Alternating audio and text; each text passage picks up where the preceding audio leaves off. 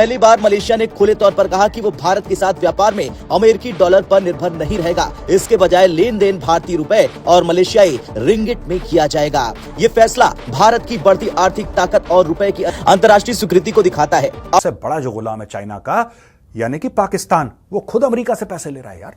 वो खुद अमेरिका से पैसे ले रहा है। तो how can you trust, how can China trust? पाकिस्तानियों को जिसने पैसे 2 बोटियां फेंकी वो 2 मिला के भौंकेंगे। वो बोलेंगे अच्छा आज आप मालिक हो।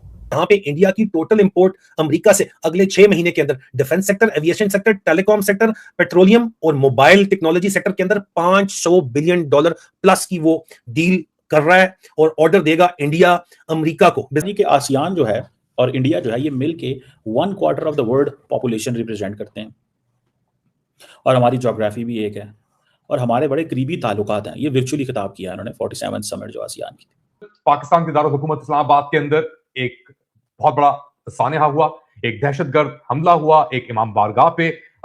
रिपोर्ट के मुताबिक पाकिस्तान का कहना है कि इस हमले के पीछे अफगानिस्तान और हिंदुस्तान की मिली भगत है। And one remarkable feat is this decision to use local currency as far as possible. And Bank Negara Malaysia and CBI has worked on this area for ringgit Malaysia and rupee. Malaysia के प्रधानमंत्री के इस बयान ने वैश्विक आर्थिक गलियारे में हलचल मचा दी है। ये बयान केवल भारत मलेशिया व्यापार तक सीमित नहीं है, बल्कि ये सीधे तौर पर डॉलर आधारित वैश्विक व्यापार व्यवस्था को सीधी चुनौती देता है। जो रोटी फेंके, जो बोटी फेंके, वो पाकिस्तान का मालिक। ये कोई साफ साफ बात नहीं कर रहा, लेकिन प्लान वही है कि जिस दिन लड़ाई होगी घेर के चीन को मारेंगे। ये देखो साहब। इसके अलावा transfer of advance radar technology from Japan to India. Rare earth element की वो उन्होंने गेम डाली है कि लिथियम हमारे पास है जो कि जम्मू एंड कश्मीर में, आप उसको मकबूजा जम्मू एंड कश्मीर कहते हैं, वो कहते हैं हमारी यूनियन टेरिटरी है और वो लाना चाहते हैं लिथियम के लिए कि जनाब चाइना के बॉर्डर के ऊपर अमेरिकी कंपनियां लेके आए ताकि चाइना भी कंट्रोल हो जाए, कश्मीर के अंदर वो डील कराएं, यहाँ पे अमेरिकी स्ट्रेटेजिक इंटरेस्ट आ जाए और लेजिटिमेसी मिल जाए जम्मू एंड कश्मीर की को यूनियन टेरिटरी बनाने के ऊपर। ये डील रेयर अर्थ एलिमेंट की अमेरिका और इंडिया के जॉइंट वेंचर के जरिए की जा रही है कि अमेरिकन कंपनीज आए और जम्मू एंड कश्मीर के अंदर बैठे।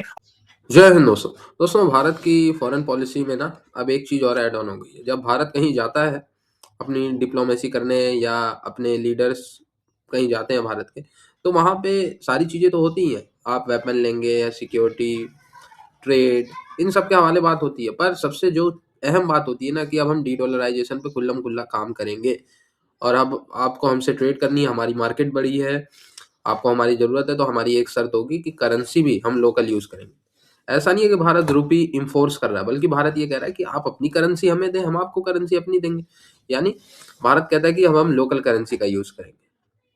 और इसीलिए अब मलेशिया में आपको तो पता ही है, नरेंद्र मोदी जी गए और मलेशिया में डॉलर रिडम्पशन को लेकर बहुत बड़ी भारत ने ओपनली बात की है, डीडॉलराइजेशन की तो नहीं, बट कि हम अब रुपी में ट्रेड करेंगे। और भारत ने ऑफर किया है और इस पे एमओयूज नहीं, फाइनल एमओयूज तो बहुत पहले ही साइन हो चुका है। कुछ लोग कहते हैं ना भाई ये तो बस बातचीत है, ऑन ग्राउंड नहीं होगा, नहीं, एमओयू भारत मलेशिया के पहले ही साइन हो चुका है। इसीलिए तो पाकिस्तान हैरान परेशान है, रो रहा है इसीलिए कि अब मलेशिया जो कि एक मुस्लिम देश है वो भारत की करेंसी में ट्रेड करेगा। यूएई, सऊदी कुछ पोर्शन, यूएई लगभग 42-45% रुपी में ट्रेड करता है। आपको पता है रूस भी 35-40% रुपी में ट्रेड करता है, साउथ अफ्रीका एंड ब्राजील।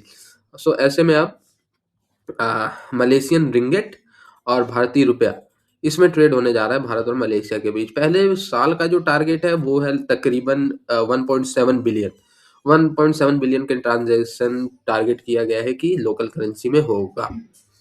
ठीक है, भारत और बार्टर ट्रेड की भी बात मलेशिया कर रहा है। बार्टर ट्रेड मतलब आप हमसे पाम ऑयल लें, आप बदले में हमें गेहूं चावल दें। अब देखते हैं, वो भारत की बात है। ये शर्त मलेशिया की तरफ से, मैं पीडीएफ पढ़ रहा था ना, दोनों देशों की क्या एक दूसरे से डिमांड है, तो मलेशिया ने इसमें बार्टर ट्रेड की बात की थी कि आप हमसे पाम ऑयल लें और हमें बदले में गेहूं चावल दे। भारत शायद इस पे हाँ करे ना करे, देखते हैं, वो देखने वाला होगा। ट्रम्प साहब जो हैं जब वो ध्यान नहीं देते इंडो पैसिफिक रीजन को, तो वो उसका भी जिक्र कर रहे हैं कि भाई अगर इंडिया ट्रम्प पीछे भाग भी जाएंगे और लिफ्ट नहीं कराएंगे आसियान को, तो हम तो है ना आसियान को लिफ्ट करा, इंडो पैसिफिक को कराने वाले, तो हम इस स्पेस को फिल करेंगे। हम एक बड़ा प्लेयर हैं, हम ग्लोबल साउथ के प्लेयर होंगे और हम इंडो पैसिफिक के रीजन की सपोर्ट में आएंगे।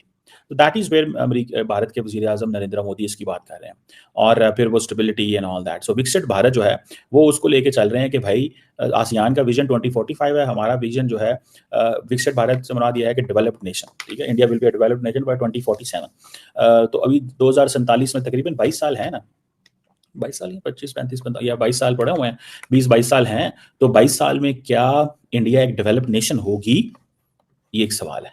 तो जारी बात है, जो ममालिक होते हैं वो बेंचमार्क तो रखते ही है ना, हो या ना हो या क्या हो, वो एक अलग बात है, लेकिन आपने बेंचमार्क तो रखने होते हैं, आपने दुनिया को ये बताना होता है कि हाँ जी भाईजान, हम जो है वो वी आर बिग प्लेयर्स, हम इस खित्ते के बड़े प्लेयर हैं। और इसीलिए तो मोदी साहब चीन और रशिया और सबके बड़े करीब हैं, और वो समझते हैं कि जो भी हो, जैसे भी हो, मैंने हर कीमत के ऊपर जो है इन ममालिक से अच्छे ताल्लुकात रखने हैं, भले अमेरिका नाराज़ होता है तो हो जाए, मुझे जो ट्रम्प की कोई परवाह नहीं है। तो वो तो बेसिकली ट्रम्प को छोड़ गए हैं मोदी साहब, उन्होंने कहा मैं अपनी इंडिपेंडेंट पॉलिसी लूँगा। तो ये बेसिकली ये जो इंक्लूसिविटी एंड सस्टेनेबिलिटी पे फोकस कर रहे हैं, और ख़ास तौर पर इंडिया जो है वो ये कह रहा है कि जी हम ब्लू इकोनॉमी और मैरीटाइम रिलेशन जो हैं और पीपल टू पीपल टाइज जो हैं उसको लेके चल रहे हैं। और इसमें आप देखें आसियान इंडिया का मैरीटाइम कोऑपरेशन को इंडिया बहुत फेवर दे रहा है कि जी 2026 जो है ना, अच्छा ये आसियान इंडिया का जो पार्टनरशिप है 2026 is year of maritime cooperation. So in reality ये क्या कह रहे हैं, वो बेसिकली कहना ये चाह रहे हैं कि हम चाइना का मुकाबला करेंगे इस खित्ते के अंदर, ठीक है जी, चाइना का मुकाबला करेंगे इस खित्ते के अंदर।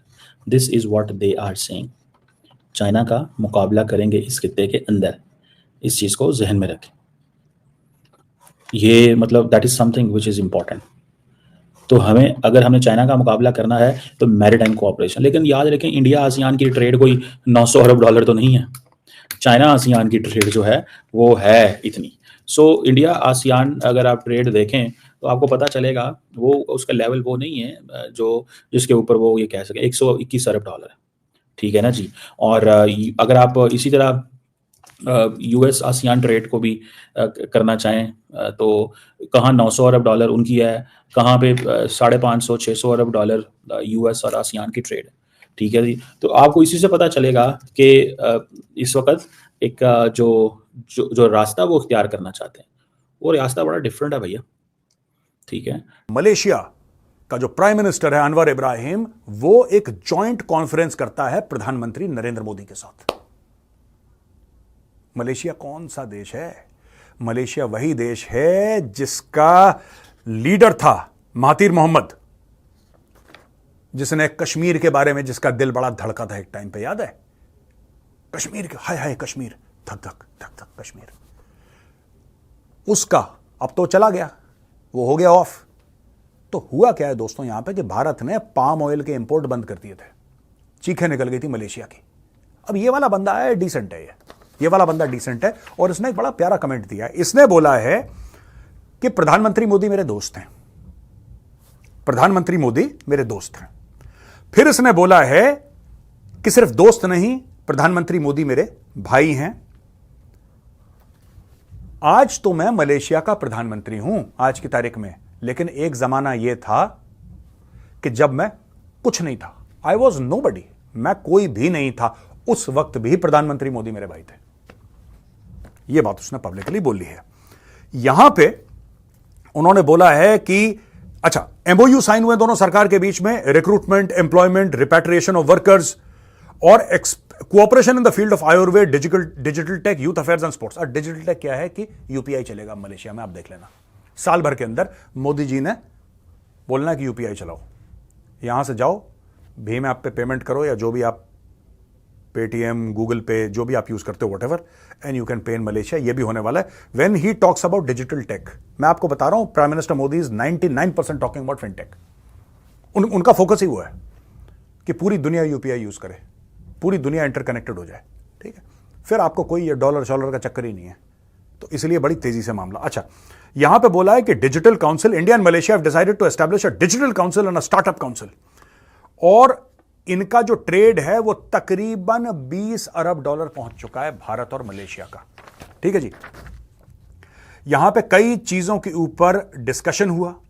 यहां पे दोस्तों प्रधानमंत्री मोदी के साथ जो बात हुई है अनवर इब्राहिम की, जो कि प्रधानमंत्री मलेशिया के, काफी मामलों में उनकी बात हुई, डिफेंस कोऑपरेशन, टेररिज्म, और उन्होंने बोला यार देखो आपकी अगर कोई चिंता है मलेशिया को लेके आप हमें प्रूफ भेजो, और जो एक्स्ट्रेडिशन है यानी कि मलेशिया से वापस भारत को भेजना, कोई भी आदमी हो जो भारत का मुजरिम हो, मलेशिया में छुपा हो, हम उसके बारे में भी सोचेंगे, आप भेजो हमारे पास प्रूफ, वी वांट टू, ये पुरानी जो चीजें हैं वो खत्म करो, जो पहले जो हुआ। उनका ही कहने का मतलब था कि पुरानी सरकार ने जो जहर उगला था, ये कश्मीर फश्मीर लेके जो भी था ड्रामा, ये सब करो बंद, ये पुरानी चीजें, इस पर मट्टी पाओ, नए सिरे से बात करते हैं, भारत के साथ पार्टनर करना चाहते हैं। इसलिए सबके सामने ये बोला कि प्रधानमंत्री मोदी सिर्फ दोस्त नहीं है, मेरा भाई है, और जब मैं कुछ नहीं था, आज तो मैं प्रधानमंत्री हूं मलेशिया का, जब मैं कुछ भी नहीं था तब ये मेरे भाई थे।